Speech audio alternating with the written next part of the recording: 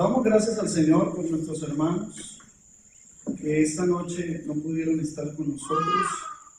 A esta hora están los hermanos, algunos están trabajando, a otros, según tengo entendido, están viajando, pero nosotros que pudimos venir, pues vamos a estar atentos a la palabra del Señor. Amén. Amén. Bueno, les voy a rogar el favor de una vez que abran sus Biblias en la primera carta a los Corintios. Pablo escribe, al parecer, 3 cartas a la iglesia en Corinto. Sabemos que fueron 3 cartas porque aquí en la primera carta, Pablo en algún lugar dice, os he escrito por carta. O sea que ya les había escrito una carta. Pero esa primera carta se perdió. Entonces solo conocemos 2. Esta, llamada la primera, carta a los Corintios, y hay una segunda carta a los Corintios. Son extensas. El apóstol Pablo trata algunas situaciones que son situaciones, podríamos llamarlas situaciones difíciles, situaciones especiales dentro de la iglesia. Estas no son situaciones externas a la iglesia. Las situaciones que se tratan en estas cartas son situaciones internas. Pero solo vamos a leer un versículo en el capítulo 2. Vamos a buscar el capítulo 2. Y vamos a leer el verso 15.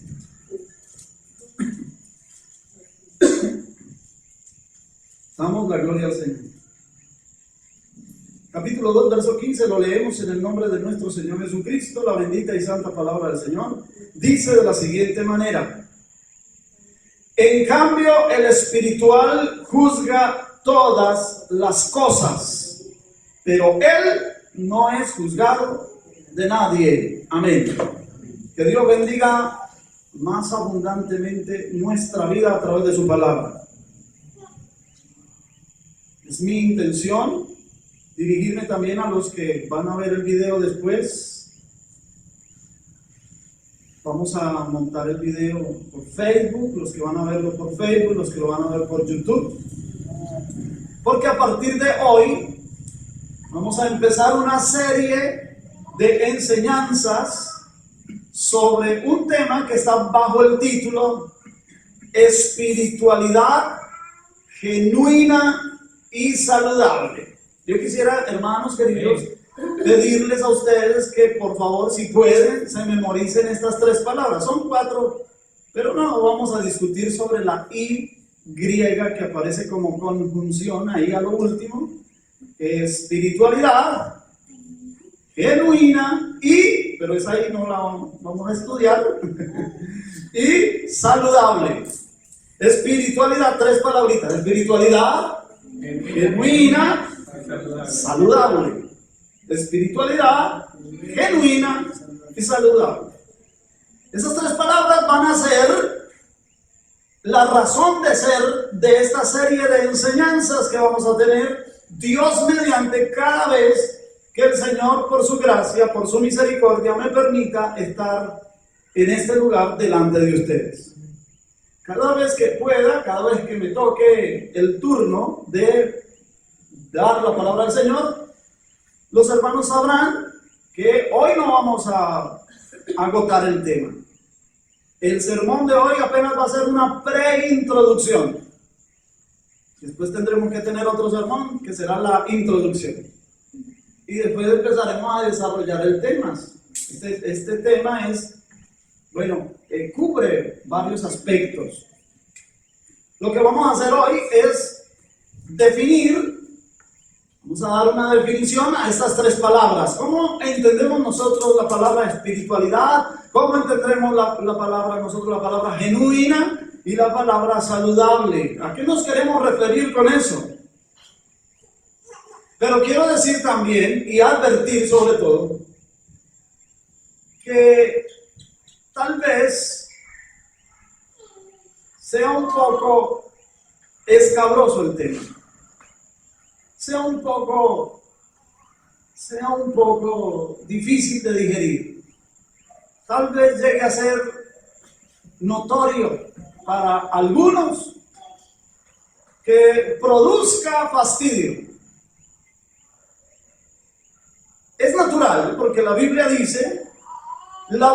atestigua de ella misma, diciendo en Hebreos capítulo 4, versículo 12, que la palabra de Dios es viva y eficaz y más cortante que toda espada de dos filos, que penetra hasta partir el alma, el espíritu, las coyunturas, los tuétanos, que discierne los pensamientos y las intenciones del corazón. Y a muchos de nosotros no nos gusta eso. A muchos de nosotros nos gusta mantener ocultas ciertas cosas, ciertas cosas de conducta cristiana. No queremos que nos descubran en algunas cosas de las que no nos sentimos tan orgullosos. Y cuando alguien habla sobre estos temas, nos sentimos incómodos, nos vamos a sentir incómodos. Pero a lo último, de eso es lo que se trata. He orado al Señor, sobre todo por lo que se avecina. He estado inquieto y le he hecho algunas preguntas a Dios y le he pedido al Señor que me guíe. Y lo que yo he creído es la respuesta de Dios a mi vida es esta: que hable, que enseñe sobre espiritualidad genuina y saludable. Como ya lo dije, pues es un tema que va a tocar varios aspectos de nuestra vida cristiana. Les voy a rogar entonces que tengan paciencia un poco para ir avanzando en el tema cada vez que sea la oportunidad. Este tema busca sobre todo denunciar, hacer una denuncia. Por eso va a resultar un poco incómodo el tema. Pero el Señor me lo ha dicho.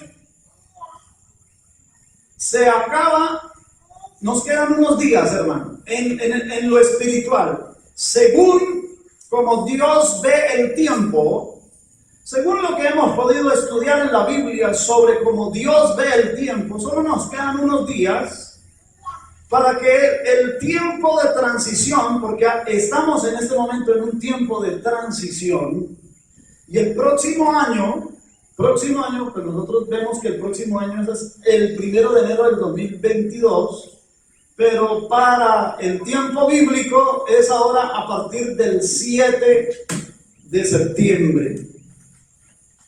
No tengo tiempo para explicar eso porque no es el tema. Pero a partir del 7 de septiembre empieza una temporada de fiestas del Señor, de acuerdo a lo que el Señor ha ordenado, y nosotros no estamos ligados al ritualismo de esas festividades. Esas festividades les tocaba observarlas al pueblo de Israel a pie juntillas, es decir, literalmente. Tenían que observar de forma ritual, nosotros no, porque nosotros hemos visto que Cristo Jesús ha cumplido las fiestas del Señor y le ha dado un nuevo sentido. Lo que rescatamos de eso es la temporalidad en donde el Señor ordenó que se celebraran esas fiestas. Por alguna razón que todavía no conocemos de forma clara, Dios ordenó que tenía que ser en esas fechas. Por algunas posiciones cósmicas en que el planeta Tierra va pasando. Repito, no tengo el tiempo para meterme ahí.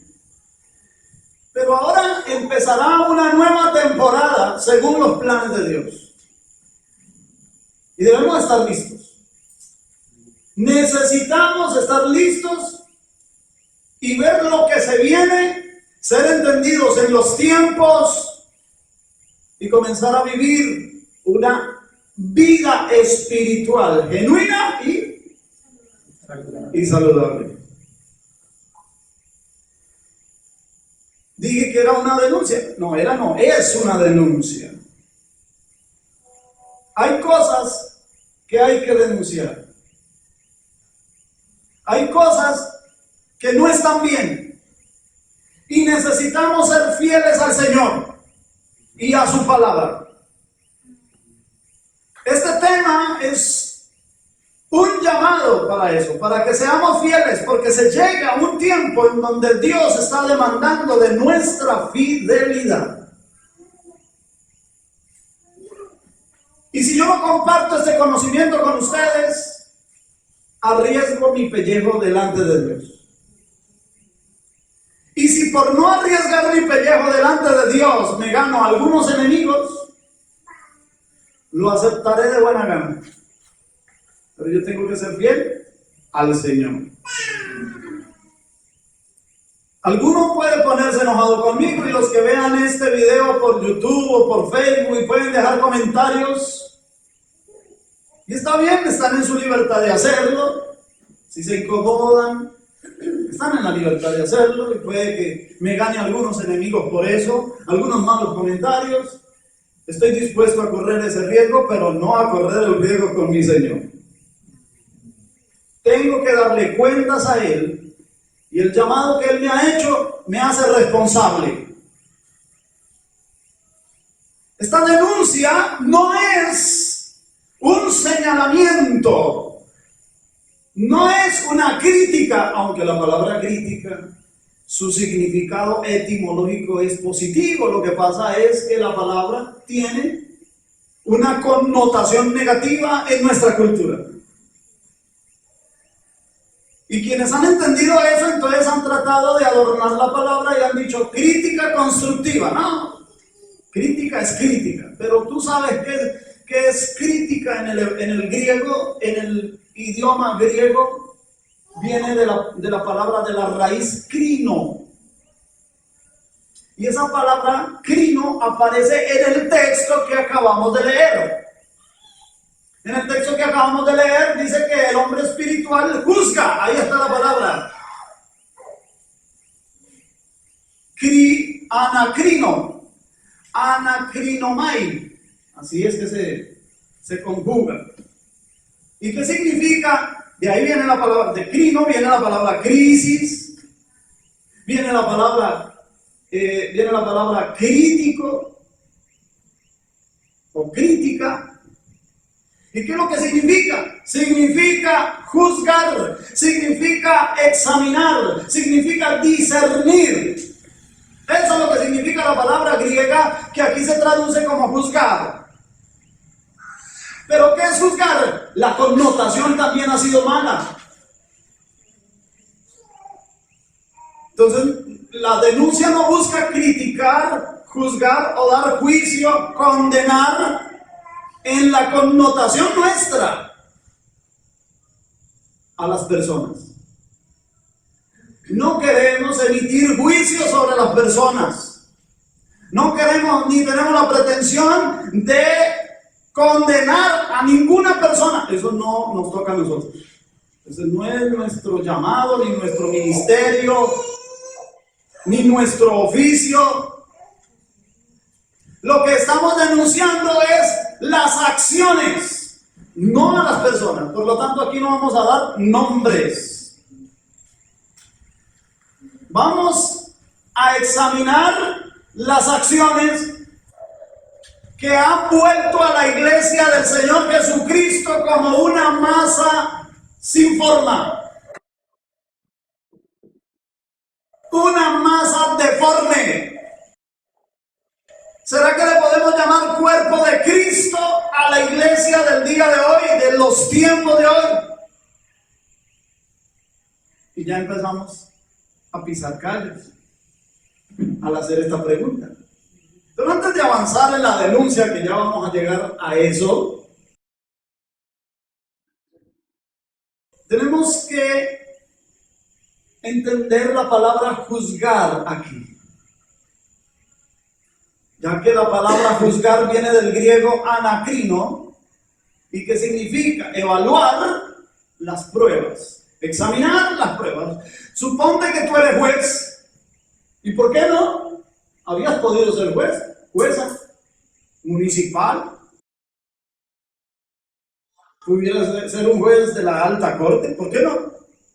Un abogado, una persona estudia derecho para ser abogado, se especializa en alguna de las ramas del derecho y con algunas palancas políticas puede llegar a ser nombrado juez, mínimo de algún municipio por allá, un pueblito. Imagínese que usted es un juez. ¿Se lo está imaginando o no? Imagínese en su oficina de juez. Y le traen una persona sindicada de delitos. Tan pronto como usted lo ve entrar, si le cae mal, de una vez usted lo condena. O si le cae bien, de una vez lo deja libre. ¿Qué hace un juez? Un juez tan pronto ve a la persona, emite el veredicto. No.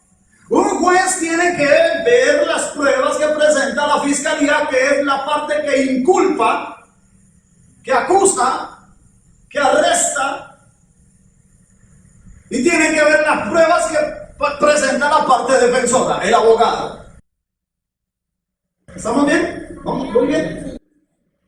Y el juez, al tener las pruebas de una parte y de la otra, tiene que darse a la tarea de examinarlas, evaluarlas. Eso es juzgar. De hecho, catacrisis es la palabra griega que se usa para condenar. O sea, ahí ya se examinó todo y se emite el veredicto. Culpable. Hay una condena. Eso es catacrisis, condenar. La crisis, en el griego, es el proceso. Y nosotros con denunciar estamos iniciando un proceso. Pero esto no es solamente, mis queridos hermanos, para pisar callos y causar malestares. Esto es porque en el mundo espiritual nos están observando. El mundo espiritual bueno nos está observando. Los ángeles nos están observando. En el desarrollo del tema lo vamos a ver. Los ángeles están en nuestras reuniones. Pablo le dice a las mujeres allá en Corinto que usen velo, que una mujer no puede orar o profetizar con la cabeza descubierta. Más adelante luego dice que en vez de velo se le dio el cabello. Pero Pablo está tratando un asunto de autoridad en ese pasaje. Y está diciendo que la cabeza de la mujer es el varón, y que la cabeza del varón es Cristo, y que la cabeza de Cristo es Dios. Está hablando de un tema de ¿qué? De autoridad. Y luego dice que entonces la mujer se cubra su cabeza por razón de la autoridad de sus ángeles. O sea, hay ángeles que están observando qué tan obedientes somos nosotros al Señor. ¿Y qué ocurre en el mundo espiritual cuando una persona se esfuerza por ser obediente? ¿Y qué ocurre en el mundo espiritual cuando una persona es desobediente? Es otra pregunta que debemos dejar. El mundo espiritual de las tinieblas también nos vigila. Está tratando de ver qué derecho legal nosotros le damos a ellos. Sabemos que tenemos un acusador, que tan pronto nosotros pecamos, porque los cristianos pecamos. Amén. Y tan pronto como pecamos, Satanás va y nos acusa. Así dice la Biblia. Y es el acusador que nos acusa delante de Dios de día y de noche. Así lo dice Apocalipsis. Pero allá tenemos un abogado. También lo dice la Biblia. Dios no nos deja solo el problema. Dios nos muestra también cómo se resuelve el problema. Si alguno entre vosotros ha pecado, abogado tenemos para con el Padre a Jesucristo el justo. Y el abogado no tiene que esperar a que yo me arrepienta para defenderme. Él me defiende. Si yo no me arrepiento, le doy lugar al diablo. Porque la Biblia dice, para poner un ejemplo, porque en ese pasaje de la Biblia habla de varias cosas, de varios pecados, sobre todo los pecados de la lengua. Y uno de los pecados de la lengua es cuando nos airamos. Y allá dice, airaos, pero no pequéis. Y no se ponga el sol sobre vuestro enojo, ni deis lugar al diablo. ¿Por qué dice no deis lugar al diablo? Porque cuando yo peco, la forma más frecuente de pecar es con la lengua, con mi boca. Por eso ahí está ese pasaje. Aquí estamos en una preintroducción. Por eso no estamos yendo a los pasajes, solo estamos en una preintroducción. Estoy mencionándolo de paso, abonando el terreno para lo que usted va a encontrar cada vez que este humilde servidor esté aquí al frente. Entonces, los pecados del habla son los más frecuentes, por eso Pablo los usa y dice, airaos pero no pequéis. O sea, ¿cómo va a pecar uno con la ira? Pues de pronto se le sale un ajo, una cebolla por ahí. Si de pronto uno está por allá poniendo una puntilla y se machucó el dedo y en vez de decir gloria a Dios, aleluya, dice la abuela o la tatarabuela. Y se le salió, pecó con el habla, maldijo. Entonces dice el Señor a través de Pablo, no se ponga el sol sobre vuestro enojo. Ni deis lugar al diablo. ¿Cómo que no deis lugar al diablo? Porque mi pecado, aunque allá en la presencia de Dios el acusador no tiene éxito, porque tengo un abogado, él viene aquí, me observa, y si yo no me arrepiento, entonces toma derecho legal sobre mi pecado. Y eso, hermanos queridos, el diablo es especialista para enredarnos la pita, y por eso hay muchos cristianos que no tienen una vida victoriosa por ese tema. Solo uno de los tantos temas. Yo quiero que quede claro, lo voy a repetir otra vez, no vamos a señalar a las personas, señalamos las malas acciones de las personas. A las personas nosotros las amamos. Por las personas nosotros oramos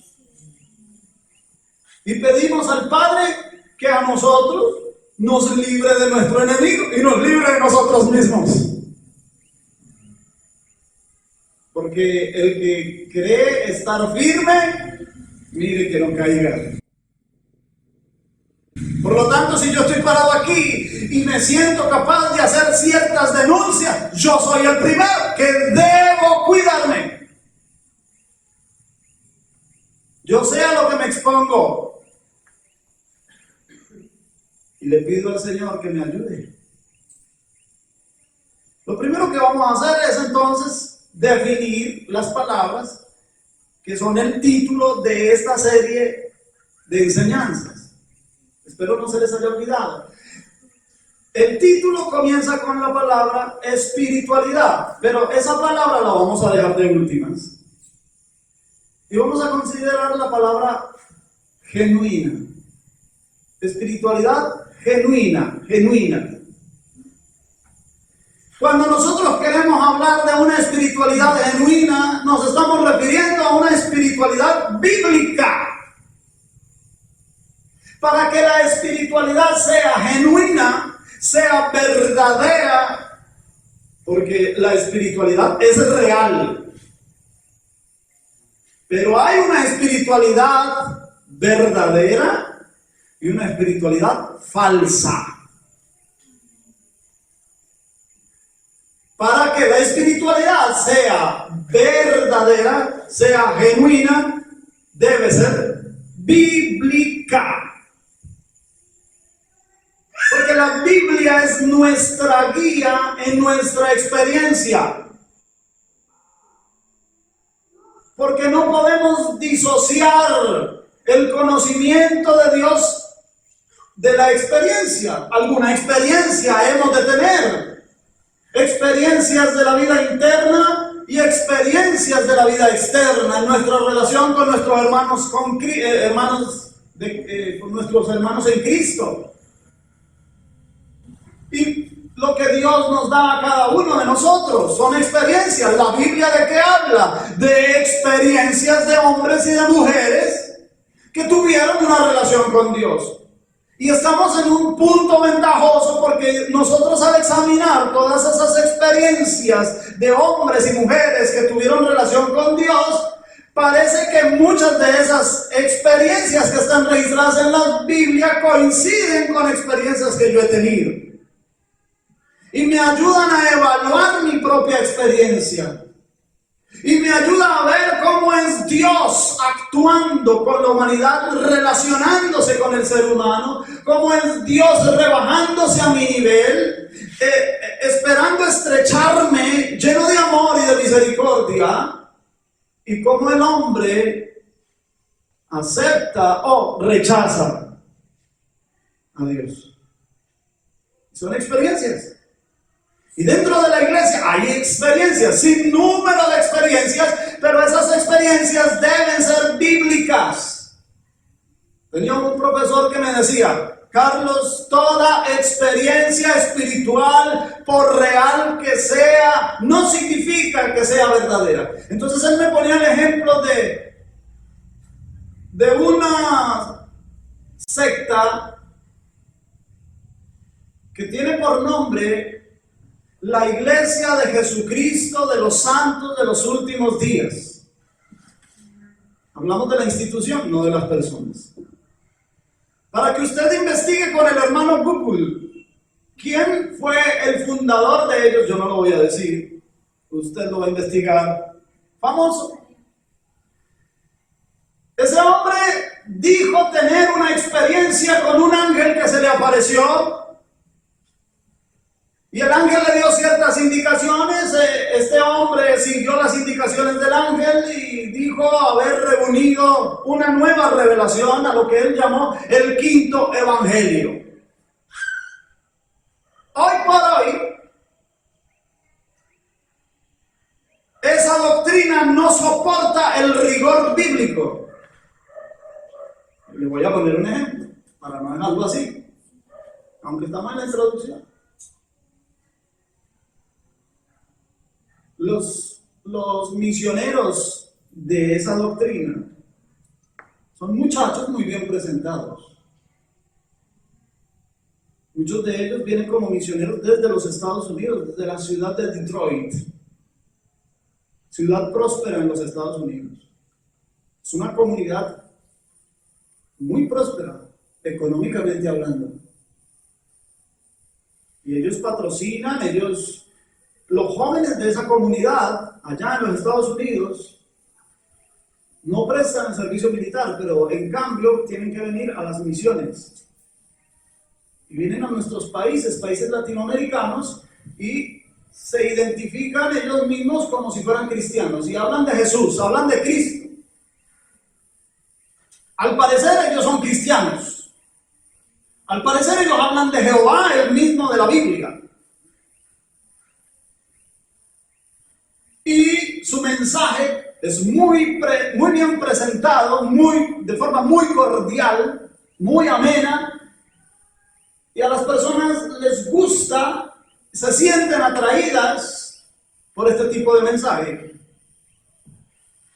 Para quienes han estado en el interior de esa organización y que han podido estudiar a fondo la doctrina, se han dado cuenta que la doctrina versa algo así: Jehová es el Dios de la tierra. Hasta ahí estamos de acuerdo. Pero ellos dicen que el universo no es solo la tierra. El universo es muchísimos mundos, muchísimos planetas, innumerables planetas. Y que Jehová asigna a sus hijos aquí en la tierra para que, con la finalidad de que ellos lleguen a ser dioses también, igual que el Padre. Estoy resumiendo, usted lo puede consultar por Google, o lo puede consultar con textos de apologética. que es la defensa de la sana doctrina, y ahí presenta una lista de las otras doctrinas y de las otras sectas comunes y contemporáneas nuestras. Entonces ellos permiten la poligamia, porque si se tienen varias esposas hay más oportunidad de ser prolíficos en la progenie, en los hijos.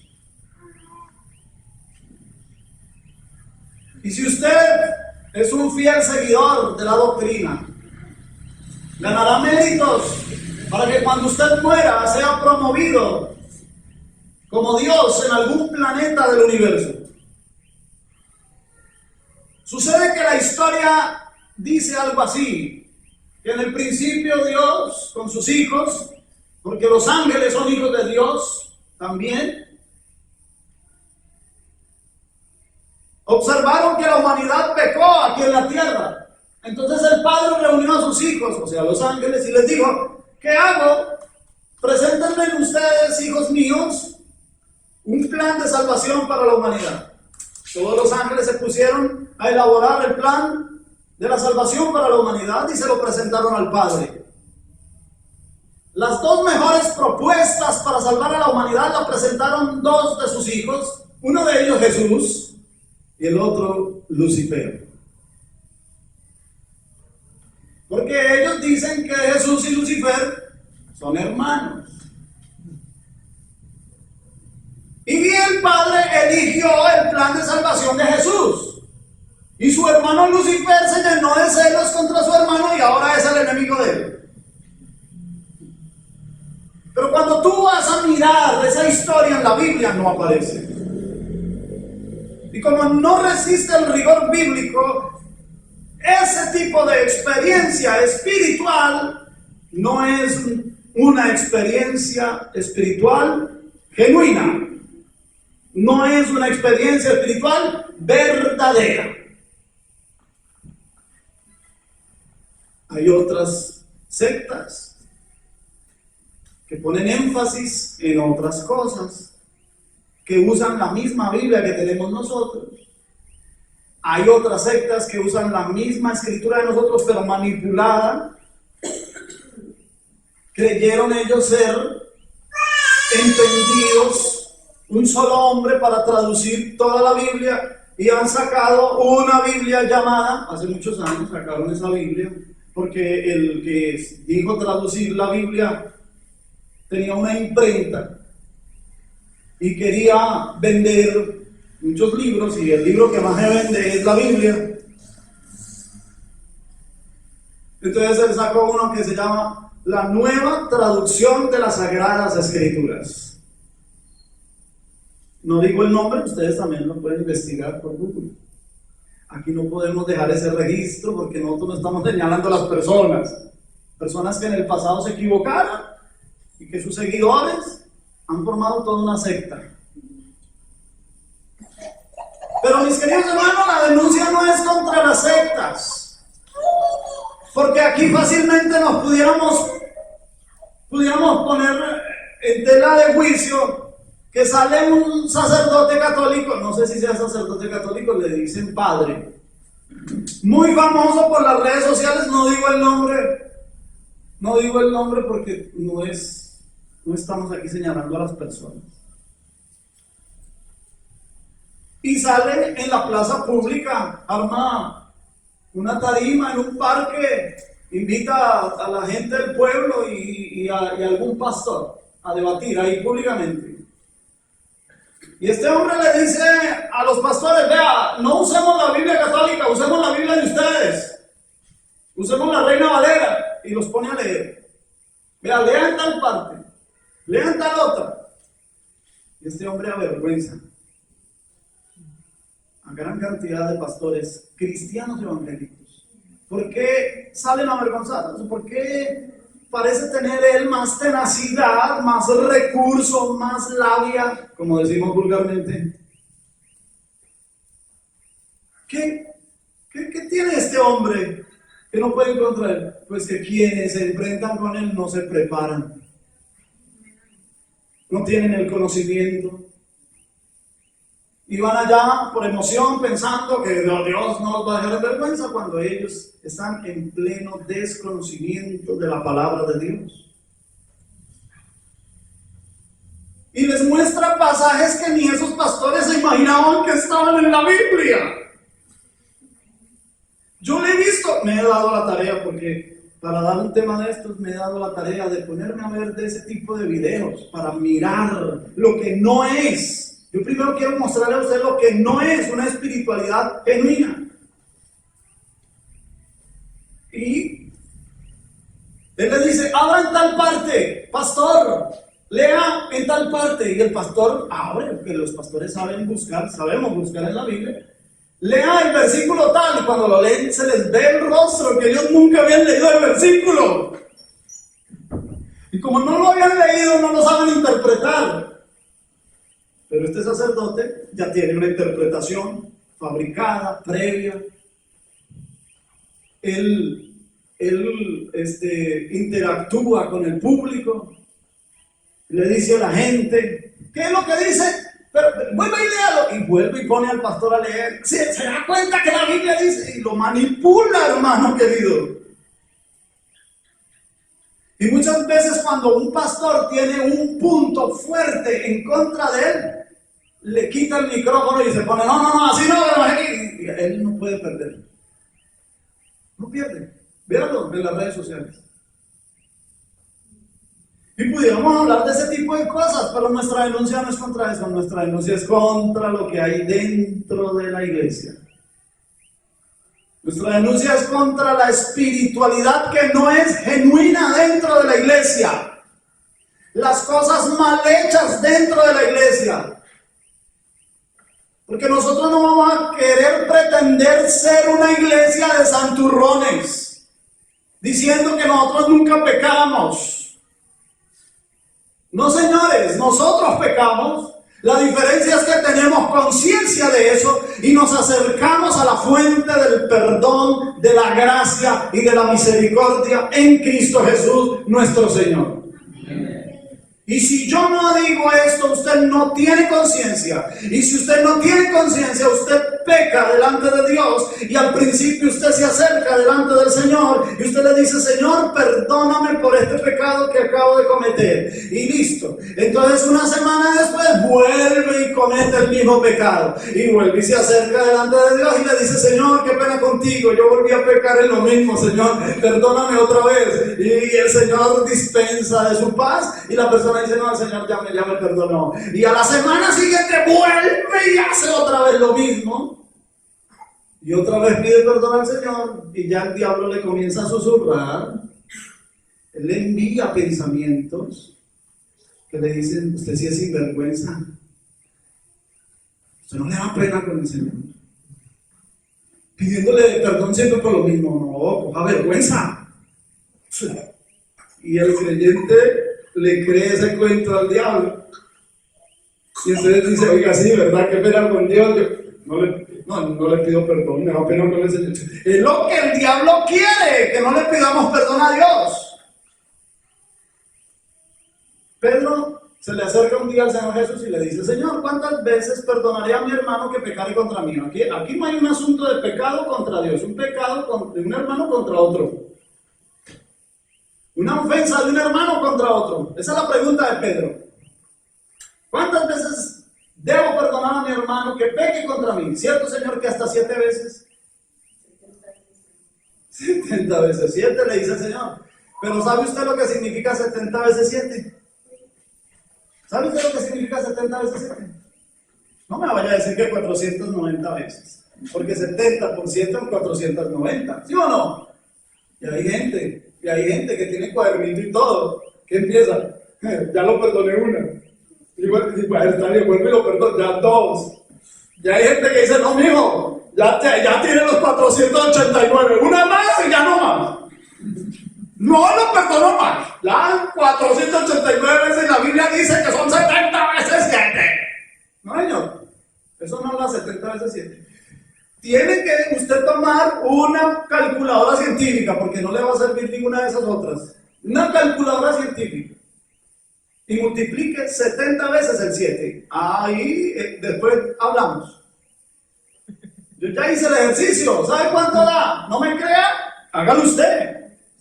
Da 60 de veces. A ver, el Señor es exagerado. El Señor utilizó una figura retórica, una hipérbole para Pedro, para decirle, Pedrito, 70 veces 7. Que eso no se puede contar. O sea, en el cerebro de Pedro, yo no creo que Pedro fuera matemático, él era pescador. Y a él se le salieron los números y no, pues eso es algo indefinido, Señor. O sea, me toca perdonar siempre. Así tuvo que haber entendido Pedro. Y el Señor Jesús le dijo, sí, Señor. O sea, el creador de nosotros es Jesús. Cristo Jesús es el creador de todo. ¿Por qué Cristo Jesús? Porque el Padre creó todo en el Hijo. Lo dice Colosenses capítulo 1 versículo 16. El Padre creó todas las cosas en el Hijo. Y luego el Hijo trajo a la existencia en este universo todo lo que vemos. La Biblia dice en Hebreos capítulo 11 versículo 3, por la fe entendemos haber sido constituido el universo por la palabra de Dios. ¿Quién es la palabra de Dios? Cristo es la palabra de Dios. ¿Cómo sabemos que Cristo es la palabra de Dios? San Juan capítulo 1 versículo 1, en el principio era el verbo, o sea la palabra. La palabra viene de la palabra griega logos. Logos, en el principio era el logos, o sea, el verbo, la palabra, la expresión racional divina. Y el verbo era con Dios y el verbo era Dios. Y en ese mismo evangelio, en ese mismo capítulo, en el versículo 14 dice, y el verbo se hizo carne y habitó entre nosotros y vimos su gloria, gloria como del unigénito lleno de gracia y de verdad. O sea que el verbo que se hizo carne, ¿quién fue? Cristo. Cristo es la palabra. Y si Hebreos dice que todo lo que existe fue por la palabra, ¿quién lo creó? ¿Quién creó todo en este universo? La palabra de Dios. Cristo Jesús. Él es el creador y el creador de Pedro. Y le está diciendo, yo, mijito, yo lo creé a usted. Yo creé al primer Adán, al primer hombre. Y yo lo creé con la capacidad de perdonar indefinidamente. Amén. Nadie le sale con cuenticos al Señor. Si el Señor dice que podemos perdonar 70 veces 7, o sea, 60 de veces, lo podemos hacer. No podemos salirle con cuentos al Señor. ¿Quién le sale con cuentos al Señor? Nadie. Él nos creó, Él sabe que podemos perdonar. Tenemos esa capacidad de perdonar todo eso. Sí, Señor. Sí, Señor. Ahora yo pregunto, compárese usted con Dios. Compárese usted con Dios. Si los seres humanos tenemos, según el Señor Jesús, una capacidad indefinida de perdonar, ¿cuánto puede perdonar Dios? Dígame. Entonces no le crea la mentira al diablo. El diablo le hizo sinvergüenza, volviéndole a pedir perdón al Señor por lo mismo. ¿Sí? ¿Qué? Le pido perdón otra vez y otra vez y otra vez hasta que yo aborrezca este pecado en mí. Dígale así al diablo. Le estoy pidiendo el perdón, mira, llevo como 5,000 veces pidiéndole perdón por este pecado. ¿Y qué? ¿Algún día el Señor erradicará ese pecado de mí? Lo que pasa es que también tenemos que saber confesar el pecado. ¿De qué es el problema? El problema es que como nosotros como iglesia hemos heredado mucho de la iglesia tradicional. Hay herencias de la iglesia tradicional, todavía se predican en los púlpitos de las iglesias evangélicas. Y no nos enseñan cómo confesar el pecado, no nos lo enseñan. ¿Qué dicen los predicadores? Predicadores de alta alcurnia y de dudosa caligrafía, que no hacen sino gritar por el micrófono. ¡Arrepiéntete! ¡Arrepiéntete! Pero no nos dicen cómo es arrepentirnos. Enséñame cómo me arrepiento. ¿Qué? ¿Cómo me arrepiento? ¿Cómo es confesar el pecado al Señor? La palabra confesar significa estar de acuerdo con Dios respecto a ese pecado. ¿Sí me estoy dando a entender? ¿Me estoy dando a entender? Ejemplo, la mentira. Vamos a suponer, aquí no, eso es en las iglesias de por allá de Corea del Norte. Aquí no hay mentirosos. No. Pero vamos a poner ese ejemplo, sí, porque de pronto un día nos sale una mentira sin querer, una mentirillita, piadosilla, se nos salió así, o la tuvimos que decir. Y entonces, la mentira, listo, la mentira. Oiga, qué problema con la mentira. Ya después, mi papá me decía, mi papá era un hombre sabio, analfabeto, el viejo, pero era muy sabio. Y me decía, Carlos, el buen mentiroso tiene que tener buena memoria. Sí, yo me ponía a pensar, oiga, sí, ¿por qué? Porque yo le digo una mentira a usted hoy, ¿cierto?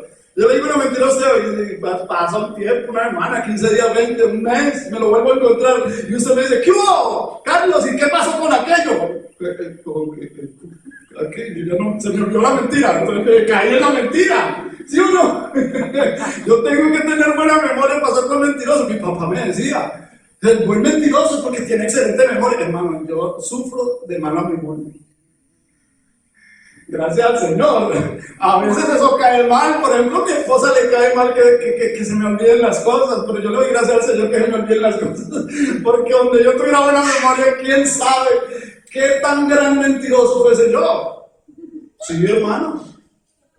Entonces, hay la mentira y hay gente que tiene problemas con la mentira y a la gente, oiga, no tiene necesidad de decir mentiras, no tienen necesidad, no, pero las dice, se las inventa, hermano. Mentirosos, un día hicieron un concurso de mentirosos.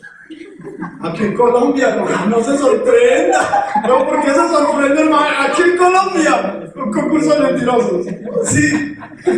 Oiga, y quedaron de finalistas el Pastuso y el Paisa. Y cuando el Paisa vio que el finalista, ya para ganar la Copa Mundial o la Copa aquí del mentiroso, dijo, ¡ay, quedó el Pastuso! No, hermano, ya gané. Yo le gano al Pastuso, el mentiroso. Y entonces el Paisa pasa delante de los jueces y dijo, estimados jueces, ustedes no me lo van a creer. El otro día yo fui a visitar a unos familiares por Bogotá, ¿cierto? Y fuimos a pasear para allá al salto de Tequendama, una cascada que le dicen que el salto de Tequendama. Oiga, y ustedes no me van a creer, y yo vi un man nadando para arriba. Y todo el mundo, wow, qué mentira es, qué mentira. Y pasa el pastucito y dice, pues yo creí que nadie me había visto, pues. Ganó el pastuso. Entonces, oiga, porque hay gente que cosa, se inventan unas cosas. No tienen necesidad de decir la mentira, pero tienen el problema con la mentira. Vamos a suponer que hay un cristiano que tiene problema con la mentira. Entonces, el cristiano sabe, oiga, tengo ese problema, de verdad tengo el problema. ¿Cómo hago para arrepentirme de ese problema? De ese pecado, porque es un pecado. ¿Dónde dice la Biblia que es pecado mentir? Sí, dice la Biblia, no mintáis los unos a los otros. Pero si lo quieren la versión del Antiguo Testamento, dice, no deis falso testimonio. Eso es mentira. ¿Un falso testimonio qué es? Mentira. Y entonces, Señor, perdóname por la mentira. Como hemos heredado lo de la iglesia tradicional, ¿sabe qué hacemos, Señor? Por mi culpa, por mi gran culpa. Y no sabemos las implicaciones espirituales que eso trae. Las implicaciones espirituales de declararme culpable, siendo ya redimido, perdonado, regenerado en el espíritu. Y una persona que haya sido nacida de nuevo, convertido por el Señor, después diga soy culpable, ¿sabe qué pasa? Atrae espíritus inmundos, los atrae. Entonces eso no es arrepentirse. Vamos a empezar con la etimología de la palabra, arrepentimiento. Arrepentimiento, en el griego, es la palabra metanoia. Meta, que significa cambio, por eso metamorfosis. ¿Sí? Morfo es forma, metamorfosis es un cambio de forma. Pero aquí es metanoia, noia de nous, que es mente. O sea que arrepentimiento, o sea, metanoia es un cambio de ¿qué? de mente me cae bien.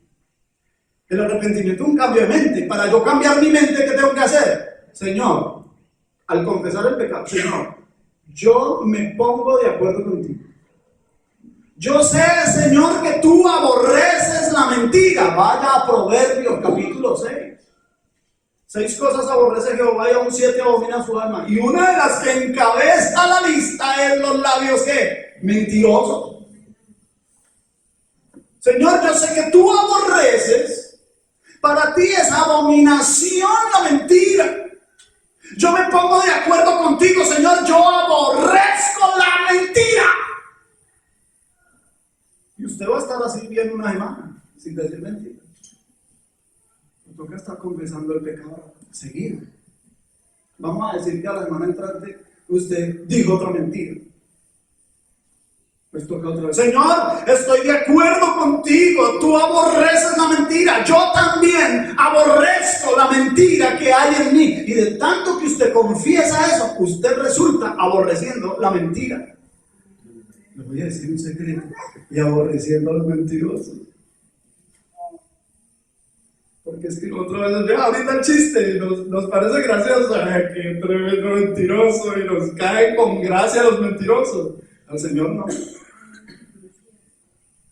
Y si nosotros nos ponemos de acuerdo con Dios, pues tampoco nos va a gustar los mentirosos. ¿Sí o no? No hablemos de pecados más horrendos. El de la mentirilla es un ejemplo bueno, ¿cierto que sí? Cualquier pecado, hermanos, cualquier pecado hay que confesarlo al Señor. Y cambiar de mente. Eso es arrepentimiento. No es decir, ay, Señor, perdóname. No, es cambiar de mente. Para cambiar de mente yo tengo que ponerme de acuerdo con Dios.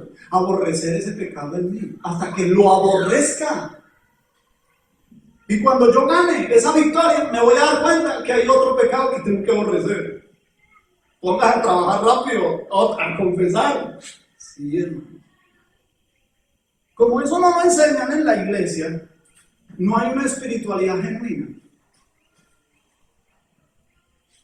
Y los líderes eclesiales se han puesto a observar su grey y la conducta de su grey. Y para que la grey pueda más o menos marchar con el Señor, empiezan a amenazar desde los púlpitos. Usted se condena, arrepiéntase. Si usted usa una falda más arriba de la rodilla, arrepiéntase. Y cosas de esas. Y no uses, y no comas, y no te pongas, y no vayas, tampoco vengas. Y quieren es una manada de borregos que cumplan al pie de la letra las indicaciones del líder religioso. Eso es un líder religioso. No es una espiritualidad genuina. La espiritualidad genuina es que cada miembro de la iglesia pueda observar por la palabra de Dios lo que le agrada a Dios y hacerlo. Y observar por la palabra de Dios lo que no le agrada a Dios y no hacerlo.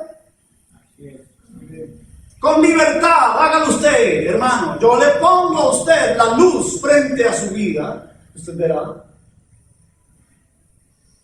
Y el líder ya no va a tener problemas con el Señor. El líder enseña y debe enseñar bien. Esforzarse por enseñar bien. Como apenas estamos en la preintroducción, vamos a la otra palabra. Pero se me acabó el tiempo, vamos a dar después. O alcanzamos a la otra palabra que es saludable. ¿Alcanzamos a la otra palabra? La vamos a después. ¿Qué dicen los hermanos? Miremosla. 2 minuticos más, ¿cierto? ¿Me aguantan 5 minuticos? O les he hecho otro chiste, hermano, para estarcuirnos. Bueno, cuidado. ¿Qué dice? Con saludable, espiritualidad genuina, que ya sabemos que tiene que ser, ¿qué? Bíblica, ¿cierto? Y espiritualidad saludable. Saludable. Con saludable queremos decir nosotros que es equilibrada. Equilibrio. Yo tuve un profesor que contó que uno de sus profesores de él le enseñaba lo siguiente, que en teología el desequilibrio es demencia teológica o doctrinal.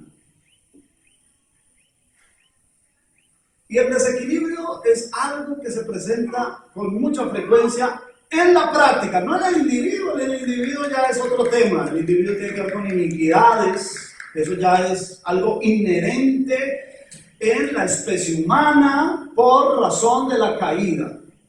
No vamos a hablar de las iniquidades, vamos a hablar de los desequilibrios en la práctica cristiana, en la práctica de la vida cristiana. Y de eso hay mucho que denunciar.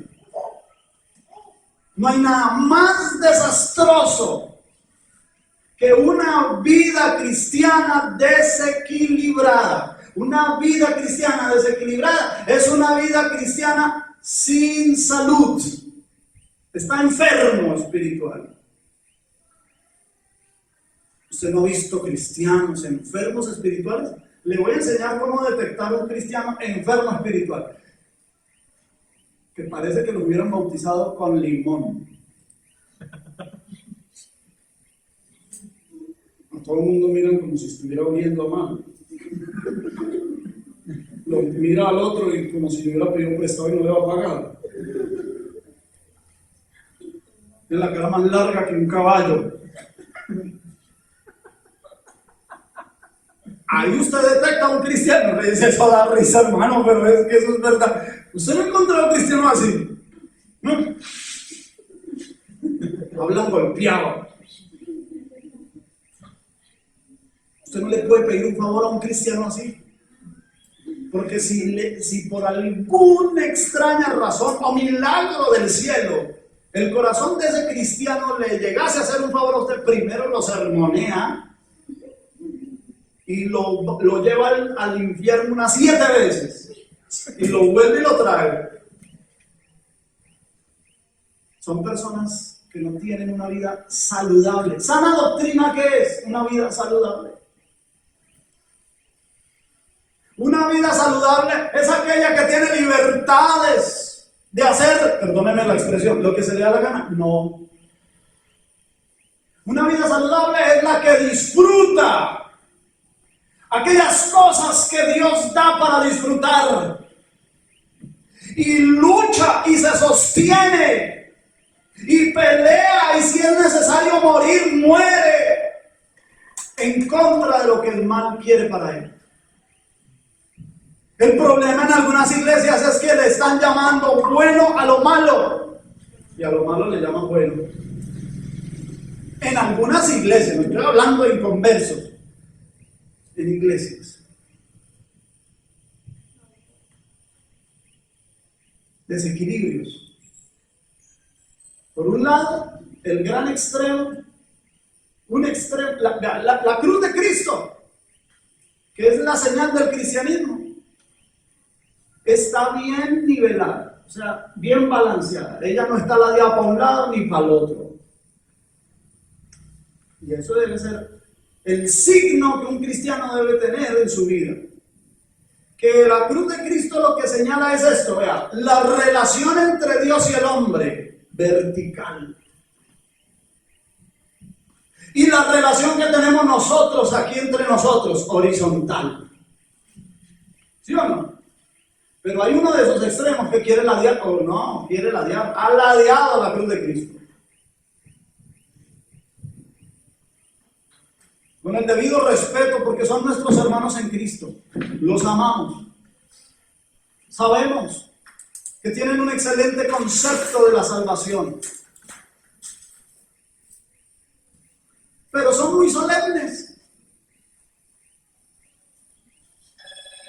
Y tienen servicios muertos, aburridos, donde no se convierte nadie, ni nadie se regenera.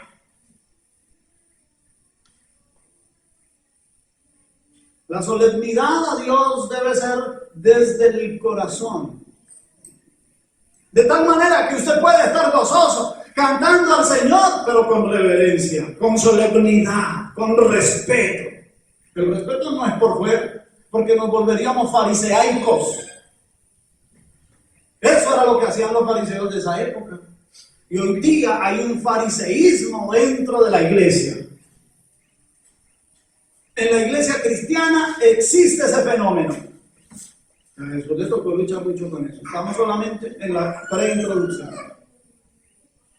Y en el otro extremo están otros hermanos en Cristo, también muy queridos,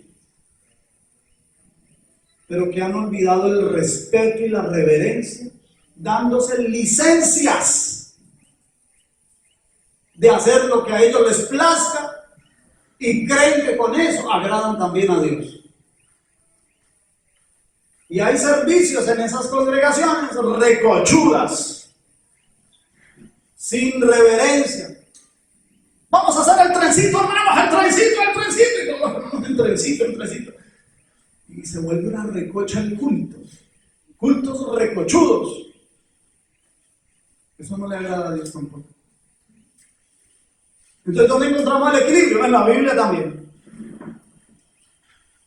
Ya tenemos dos palabras. En la preintroducción. Vamos a ver si los hermanos oran mucho, para que me demoren pasar otra vez. Dos palabras. Hemos visto genuino y saludable. Y espiritual. Espiritualidad, que viene de la raíz espiritual. Y la Biblia tiene una variedad de esta palabra y la aplica a varias cosas. Por ejemplo, a las huestes espirituales de maldad, o sea, demonios, entes demoníacos, mencionados en Efesios capítulo 6, versículo 12, a ellos se les llama espirituales. O sea, los demonios son ¿qué? Espirituales. Y ahí hay espiritualidad, lo dije desde el principio, ¿sí o no? Hay una espiritualidad, pero es mala. Están los ángeles, que en Hebreos capítulo 1, versículo 14, ángeles santos del Señor, que allá en Hebreos 1:14 dice que ellos son espíritus ministradores de transformación, cuerpo de transformación. En 1 Corintios capítulo 15, el cuerpo de transformación es un cuerpo espiritual, físico pero espiritual. Y también está